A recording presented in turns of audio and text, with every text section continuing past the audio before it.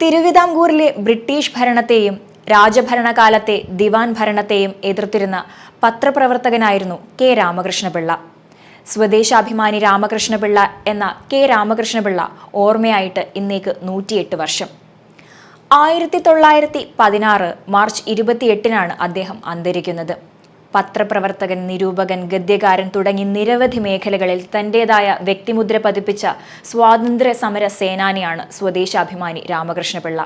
1878 May 25-ന് തിരുവനന്തപുരത്തെ നെയ്യാറ്റിൻകരയിൽ ജനിച്ച Ramakrishna Pillai school college വിദ്യാഭ്യാസം കഴിഞ്ഞയുടൻ 1900-ൽ തിരുവനന്തപുരത്ത് നിന്ന് കേരള ദർപ്പണം എന്ന പത്രത്തിന്റെ എഡിറ്ററായി ജോലി ആരംഭിച്ചു. 1903-ൽ കേരള പഞ്ചികയുടെയും മലയാളിയുടെയും പത്രാധിപരായി. 1905-ൽ കേരളൻ എന്ന പേരിൽ ഒരു മാസിക തുടങ്ങിയെങ്കിലും അതിന്റെ പ്രസിദ്ധീകരണം നിർത്തിവെക്കേണ്ടി വന്നു. വക്കം മുഹമ്മദ് അബ്ദുൽ ഖാദർ മൗലവി എന്ന വക്കം മൗലവി 1905 ജനുവരി 19-ന് തിരുവിതാംകൂറിലെ ജനങ്ങളുടെ ജനാധിപത്യ അവകാശങ്ങൾക്ക് വേണ്ടിയുള്ള പോരാട്ടത്തിന് നേതൃത്വം നൽകുന്നതിനായി ഒരു പത്രം സ്ഥാപിച്ചു. സ്വദേശാഭിമാനി എന്നായിരുന്നു പത്രത്തിന്റെ പേര്. ബ്രിട്ടീഷ് ഈസ്റ്റ് ഇന്ത്യ കമ്പനി നേരിട്ട് ഭരിച്ചിരുന്ന അക്കാലത്ത് ബ്രിട്ടീഷ് കോളനിയായിരുന്ന അഞ്ചുതെങ്ങിലാണ് പ്രസ് പ്രവർത്തിച്ചിരുന്നത്. 1906 ജനുവരിയിലാണ് രാമകൃഷ്ണപിള്ള ഈ പത്രത്തിന്റെ പത്രാധിപരായി ചുമതലയേൽക്കുന്നത്. രാമകൃഷ്ണപിള്ളയെ പത്രത്തിന്റെ പത്രാധിപനാക്കാൻ വക്കം അബ്ദുൽ ഖാദർ ക്ഷണിച്ചിരുന്നു. ഇതിനായി പത്രം പ്രിന്റ് ചെയ്യുന്ന ചിറയൻകീഴിലെ വക്കം എന്ന സ്ഥലത്തേക്ക് രാമകൃഷ്ണപിള്ളയ്ക്ക് മാറേണ്ടി വന്നു. തുടർന്ന് 1907 ജൂലൈയിൽ പത്രത്തിന്റെ ഓഫീസ് തിരുവനന്തപുരത്തേക്ക് മാറ്റി.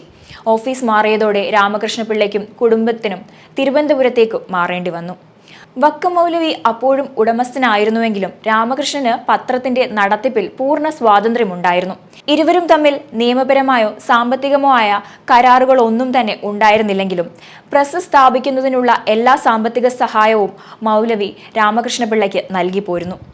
എന്നാൽ ദിവാൻ ഭരണത്തെ വിമർശിച്ച രാമകൃഷ്ണപിള്ളയെ സർക്കാർ അറസ്റ്റ് ചെയ്യുകയും 1910 സെപ്റ്റംബർ 26-ന് തിരുവിതാംകൂറിൽ നിന്ന് മദ്രാസ് സംസ്ഥാനത്തെ തിരുനെൽവേലിയിലേക്ക് നാടുകടത്തുകയും ചെയ്തു. സ്വദേശാഭിമാനി പത്രം നിരോധിക്കുകയും അച്ചടിശാല കണ്ടുകെട്ടുകയും ചെയ്തു. പിന്നീട് 1913-ൽ മലബാറിലെ പാലക്കാട്ടെത്തി ട്രാവൻകൂർ നാടുകടത്തൽ എന്ന പുസ്തകം രാമകൃഷ്ണപിള്ള എഴുതി. രാമകൃഷ്ണപിള്ള തന്റെ ജീവിതകാലത്ത് 20-ലധികം പുസ്തകങ്ങൾ എഴുതിയിട്ടുണ്ട്.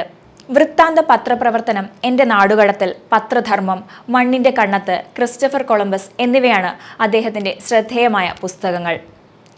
ഭയകൗടില്യ ലോഭങ്ങൾ വളർത്തുകില്ലൊരു നാടിനെ, ഈശ്വരൻ തെറ്റ് ചെയ്താലും അതിനെതിരെ മുഖപ്രസംഗം എഴുതും എന്ന് പറഞ്ഞ, ആരെതിർത്തു നിന്നാലും സത്യം വിളിച്ചു പറയാൻ അക്ഷരങ്ങളുടെ ബലവും തൂലികയുടെ ശക്തിയും മതിയെന്ന് തെളിയിച്ച മാധ്യമപ്രവർത്തകന്റെ ഓർമ്മ ദിവസത്തിനു മുന്നിൽ പ്രണാമം.